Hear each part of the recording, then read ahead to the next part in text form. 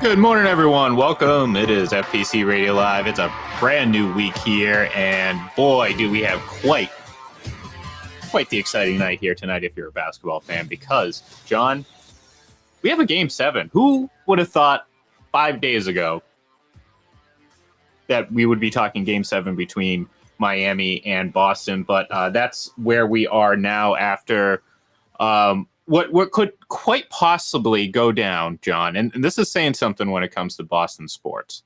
It could go down as one of the biggest, most incredible last-second biggest plays in Boston sports history. And I'm not saying it's going to be the best one, because there's a lot of really hard ones to top. Malcolm Butler interception and all these other ones.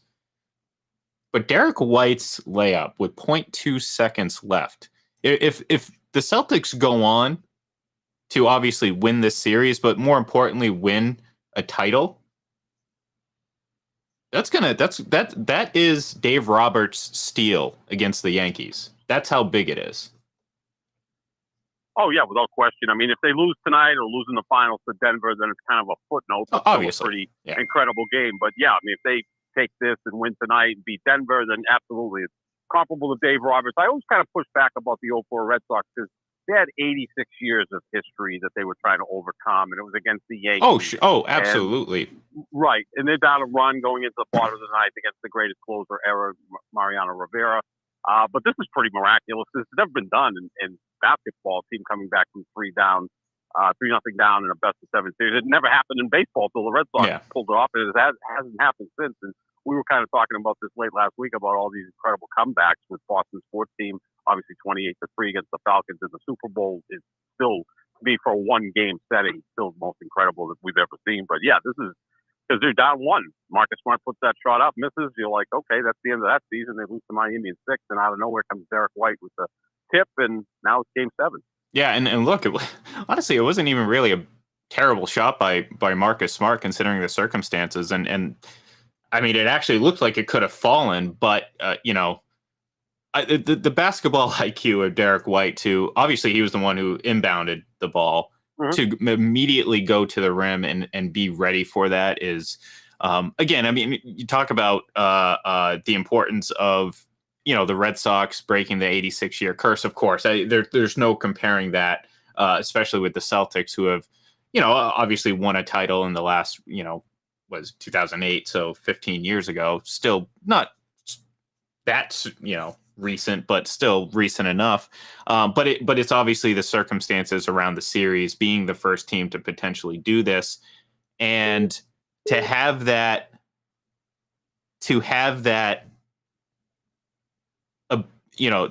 option or have that a play to really, I mean, it's kind of the same deal as the Dave Roberts thing.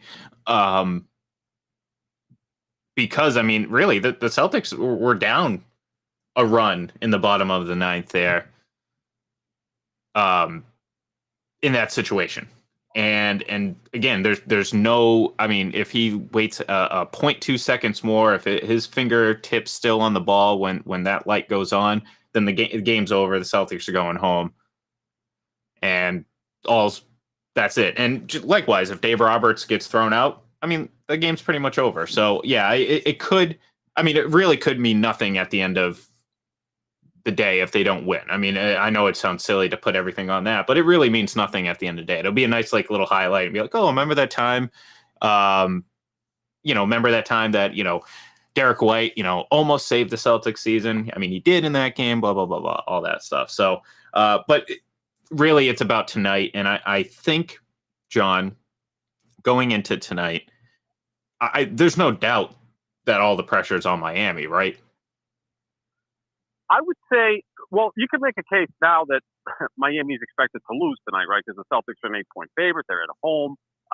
Each of the last 2 seasons, they've had a Game 7 at home, and in both cases, they won in blowout fashion. They beat Milwaukee last year in Game 7 of round 2. They beat Philadelphia in Game 7 of round 2 this year. So I think everyone is expecting the Celtics just to go out and win by 15, 20 points. I think Miami is going to hang in there because they're mentally tough. Look, they should have got blown out in Game 6. I mean, the Celtics were up 10 with less than 4 minutes left, and they took their foot off the gas, and that's why ended up with plus they were White shooting, what, tipping 60+% from three? I mean, at one Miami had a point, great night shooting the basketball. Yeah, well, the they had a great night from three. I mean, because at one point, that's what I'm saying. Yeah, Well, I was going to say at one point, I think going into the third quarter, they did a side-by-side tail of the tape type thing, and the Celtics were dominating. They were clear in every category: points in the paint, rebounds, offensive rebounds, field goal percentage, everything, but 3-point shooting. And Miami was well above theirs. And John, the Celtics just had can you believe it? Their worst 3-point shooting game of the season in Game 6. Right, they were 7 of 35 from three, 20%, and they were abysmal. They were really in control of that game for the most part until the end, where it kind of got away from them. They never really. The one time the Heat took the lead late, they went on a 8-9-0 run immediately after, and kind of quieted the crowd pretty quickly. So for the most part, in their worst shooting situation, 3-point shooting situation of the season, they pretty much dominated Miami until the final few minutes, and then obviously they made the play that really mattered at the end. But I feel like that's a great sign for the Celtics, because do you expect them to shoot that bad again? No, I wouldn't think so. I mean, 20% is abysmal, and then Miami was 14 of 30 from 3-point territory, which is nearly 47%. So if you go into a game and one team is 7 for 35 and the other one's 14 for 30, you would just assume the team that wins 14 for 30 is going to win and win comfortably. Well, and even Tatum and Brown. Oh, sorry, I didn't mean to interrupt. I was just going to say, even that 14 or 30, that kind of evened out towards the end. I mean, that first half where the game was competitive, they were, I believe, they were shooting well over 50, almost 60%. Oh yeah, it was incredible. I mean, they were shooting much better from three than they were in the paint. The Celtics were still doing a job getting the ball in the paint, which is what I like to see from Tatum and Brown. Tatum was great in the first half, not so good in the second half. Brown, not good in the first half, great in the second half. So the two superstars were good enough to get it done, but they were 0 of 12 from three combined, which you don't expect to see. Although neither's a great 3-point shooter. I wish they took more 3-point shots. But the big thing, Ian, 23 of 25 from the free throw line combined with Brown and Tatum. That's huge. Mm-hmm. No, that's a big reason they won that game. So it was just a weird game. You're right. Normally you just look at 3-point shooting percentage and you say, okay, one team shoots 47%, the other one shoots 20. The one that shot 40% must have won, and it didn't take place. So this series has just been so amazing in that sense. Well, and here's the reason. Jimmy Butler hasn't been good. I mean, he was particularly bad in Game 6. And that's saying something, considering in Game 5, I think he had his lowest point total of the entire postseason in Game 5. So he just hasn't been good. Bam Adebayo hasn't been great. He's had moments, but he's getting bodied, so to speak, by Robert Williams. He just can't get any inch on him. And it's look, I mean, that's why the Heat are losing right now. Because as great as guys like Max Strus and Caleb Martin have been, they're playing well above their average, their mean. So you just can't rely on that. And we saw that, because guess what? Eventually, Caleb Martin started getting cold. And they were lucky Robinson came in and hit a couple big shots and kind of replaced that output. But I mean, you're basically living and dying by role players, and it's nice to have role players complement your stars, but you can't have them be the reason why you eventually win it or try to win a series. You just can't do it, and it's starting to show. Yeah, I mean, Butler was 5 of 21 from the floor, actually at 1.3 of 19. He did get to the free throw line, rebounded, made some nice passes there, but he hasn't been good the last 3 games, coinciding with this collapse by the Miami Heat. And everyone keeps talking about playoff Jimmy, and you don't want to get to Game 7 against Jimmy Butler. And I'm starting to take your side of the argument here, Ian, because what was playoff Jimmy exactly when he was in Chicago, Minnesota, and Philadelphia? I mean, he fell short every time with those 3 teams, and now he's gone to Miami and has been really good. I mean, if LeBron James ever went 5 of 21 in Game 6 of a conference finals, that would be 24/7 for the next 2 days. For the next week, actually, about how much he was failing. With Butler, it's like look what he did down the stretch. He hit his 3 free throws. If he had been confident shooting the basketball Saturday night, Miami would have won that game, right? Because 5 of 21 is just atrocious. Well, he had a decent night shooting, they probably win. And it wasn't even just, he just didn't look engaged. That first he took 2 threes, and he did hit that 3 late in the game, which I'm thinking, oh great, now everyone's gonna forget. And use that to frame their argument. Oh, playoff Jimmy's back. That first 3 was abysmal. That was like me. That was he chucked it up, and it was a bad shot. He looked bad going to the rim. He didn't, you know what I mean? So to me, I'm not saying he's a bad player. I wasn't saying it before. It's just I just found it funny how, like, going into after game 1, I thought this was kind of funny. I believe it was Charles Barkley. And look, I mean, these are commentators, so they're going to talk out both sides of their mouth each time. And he was saying something like, Jimmy Butler's got that dog in him, and there's no, the Celtics don't have that. And this is, mind you, coming off the heels of Jason Tatum scoring the most points in a game 7 in NBA history. And I'm starting to think, like, what dog does he have in him? Because again, we talked about Jimmy Butler. I brought it up before with Chicago. Guess what? They jumped out to a 2-0 lead over the Boston Celtics. What happened? They lost 4 straight. Both of those wins were at TD Garden. Yeah. They got up 2-0, winning both games in Boston, and then the Celtics came back and won the next 4. Now, Rajon Rondo, who was playing spectacular basketball in that series in the first 2 games, got injured, never came back. That did have some impact, but Butler wasn't very good in that series without question. So, yeah, I mean, he's if the Celtics win tonight, he's part of 2 pretty big collapses by his team. Yeah, I think maybe Ian is style over substance at some point. Just maybe the way he carries himself, and then after games, he's guaranteeing wins, and he's taking the blame. Any other star player would be getting obliterated, though. Look at how Jason Tatum is covered. Just by forget about the Boston media. Like, because they're it's hard to judge reality based on what the Boston media says, but just the media in general is, I mean, oh my God, they should break it up, which, this, that, and the other, like, why haven't they won? Well, why hasn't Jimmy Butler won? I mean, he's talked about like he's the second coming of Kobe, and it's like, what does he have to show for it? A finals appearance? That's it. Yeah, that's it. So if he loses this one, he's the leader of a team that blows a 3-0 lead, which has never been done before. So, and look, as Kyle pointed out, I do think the injuries are certainly, and I thought this going into the series, I thought the injuries to the Heat, to Tyler Hero, and that was going to come back to kind of bite them. It hasn't been too bad because, again, you're getting great performances from Caleb Martin. Like I said, I think the biggest problem is you're just not getting good basketball from your 2 best players. And it doesn't matter, like I said, and that's how you wind up having a team that shoots for, the first half, 3 quarters, nearly 60% from 3, and a team that shoots an abysmal percentage from 3, and still that team that wasn't shooting well from 3 is still pretty much in control. That's how you get that, and that's what we got in game 6, because Miami's role players were playing well, or a couple of them were shooting well, or at least shooting threes from well. They weren't doing much of anything else well.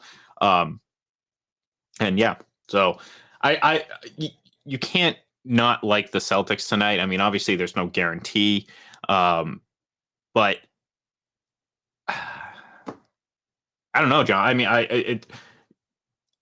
I just think the Celtics have played their best now. What, 6 games now, or 5 games now? They've played their best basketball when they're facing elimination this postseason.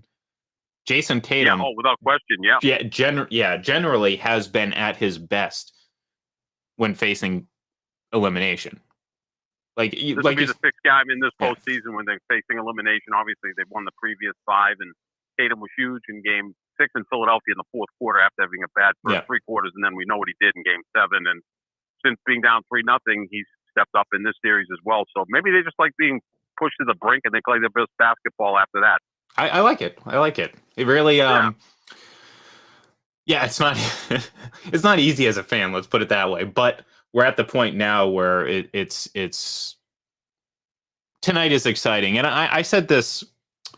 It's funny because I said this going into Game 7 of the Bruins series. It's a lot easier being the team going into Game 7 that came back to force Game 7.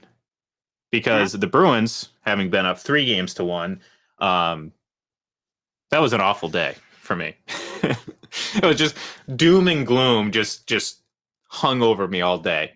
Today, this has been an incredible comeback to begin with.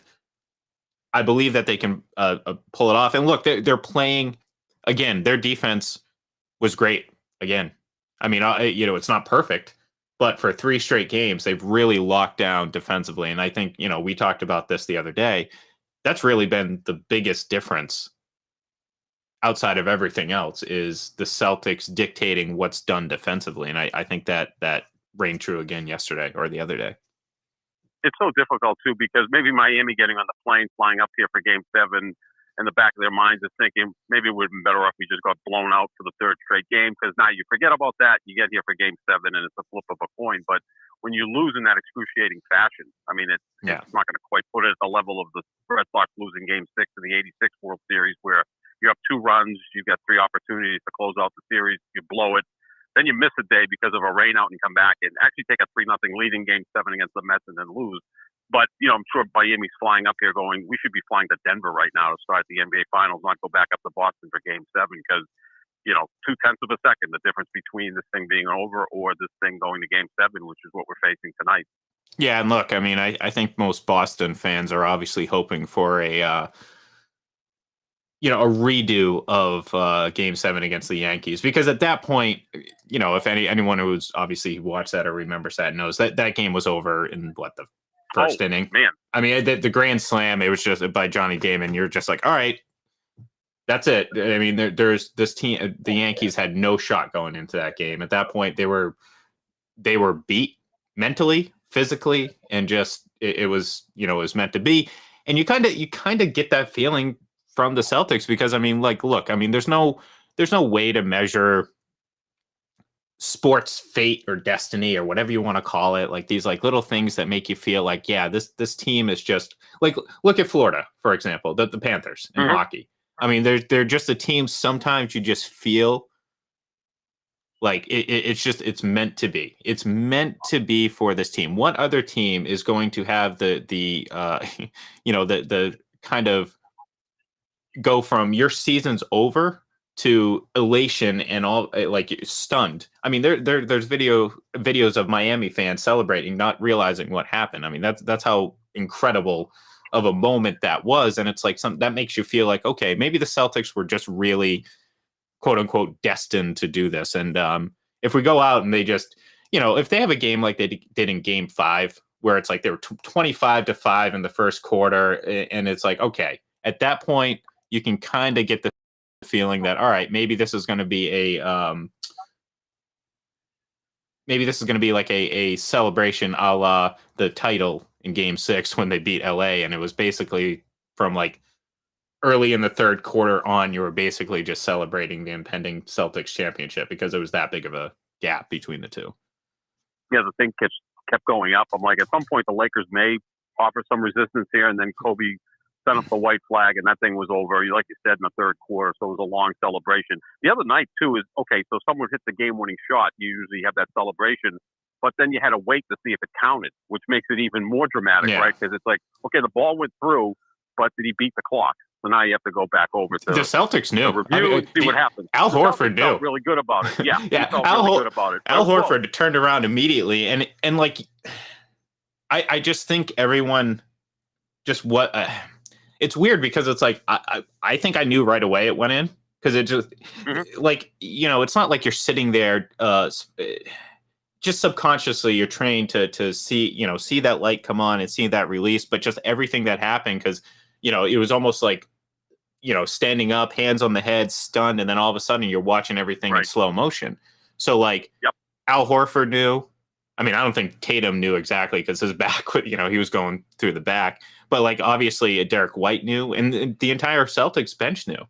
And I think Miami, because realized they didn't celebrate too much. I think they realized pretty quickly. And look, obviously, a half-second look at the video, you realize it's not even close. That ball was well clear.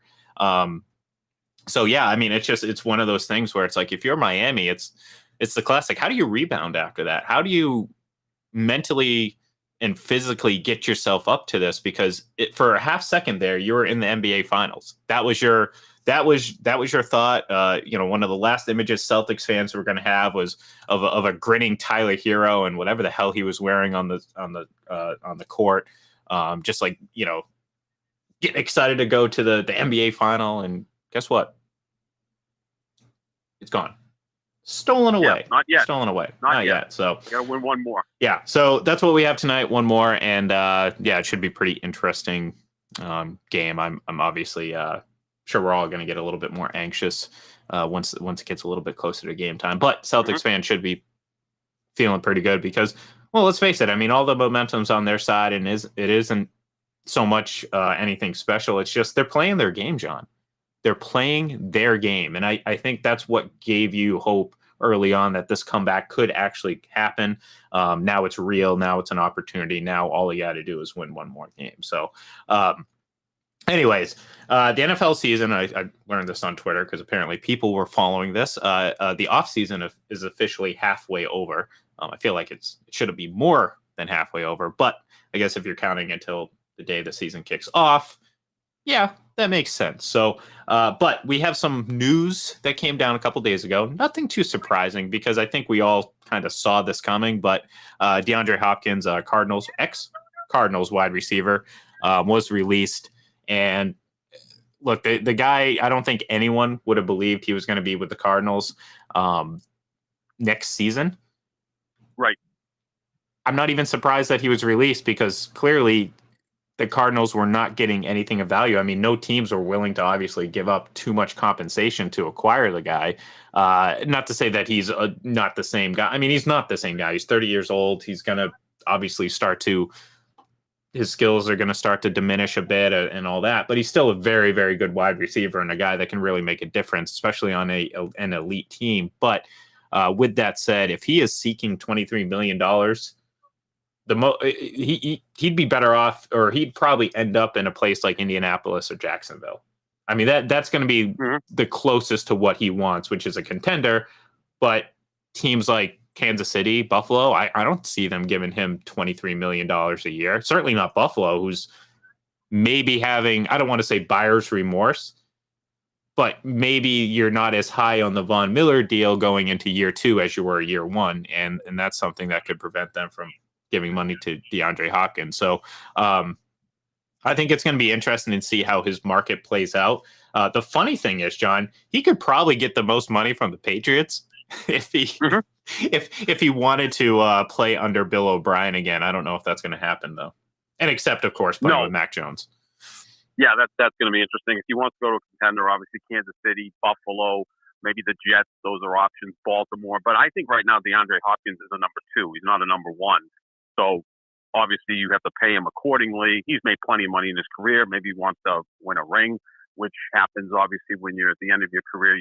That becomes your priority. He's a contested catch guy. He's a good route runner, but he's not a guy who's going to separate space, create space. He's more of a guy who big, strong receiver, great hands.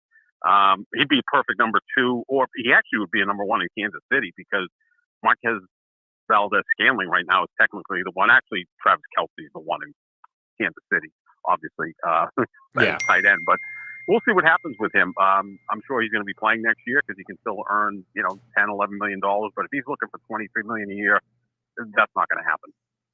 Yeah, no, and that's why I'm saying, like, if he wants to really go, because he listed players like Mahomes and Lamar Jackson, and maybe, look, maybe Los Angeles, the Chargers are willing to give him that money regardless of what they have. But if you realistically want to go to any one of those teams, you're not going to get 23 million. You're still going to get paid. I mean, it's not like you're going to go there for the vet minimum, but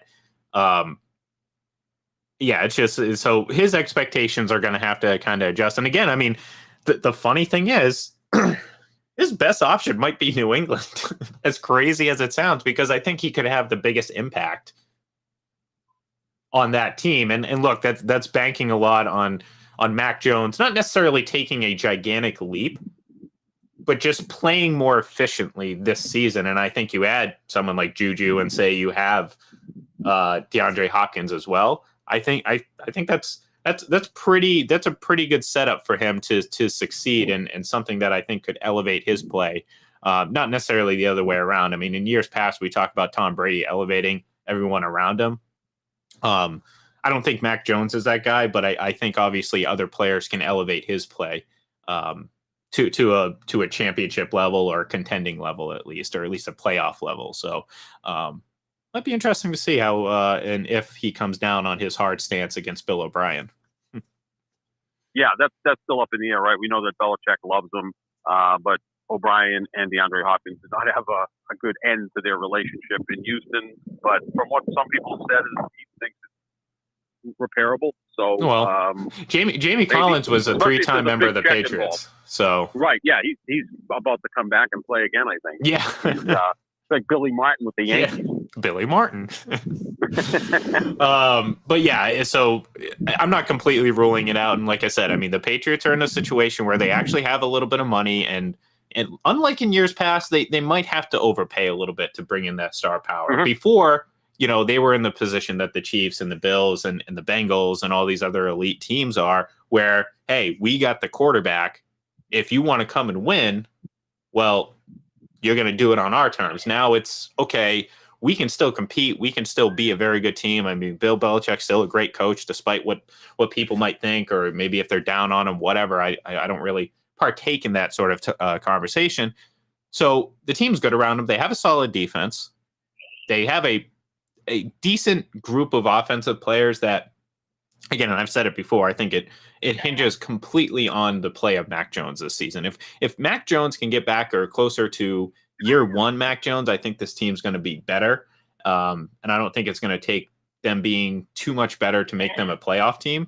However, you add a guy like DeAndre Hopkins, I think that can elevate his play to the point where, like, yeah, maybe you take the Patriots a little bit more seriously. It's not quite, again, it's no guarantee like it was with the Tom Brady Patriots, but it at least gives you hope and at least some optimism moving forward.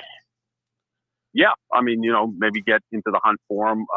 And obviously, Arizona's in a total tank, a rebuild. So maybe they're going to look at Caleb Williams if they get the first overall pick and move on from Kyler Murray, who's in his 5th year, coming off that knee injury from a year ago. So Arizona looks like they're just, shooting for Caleb Williams if they have that opportunity. Yeah, hey, I don't blame them. They're a mess right now and have. I mean, if it weren't for the Coyotes in Arizona, they'd probably have the worst direction of any professional franchise in that state. True. True.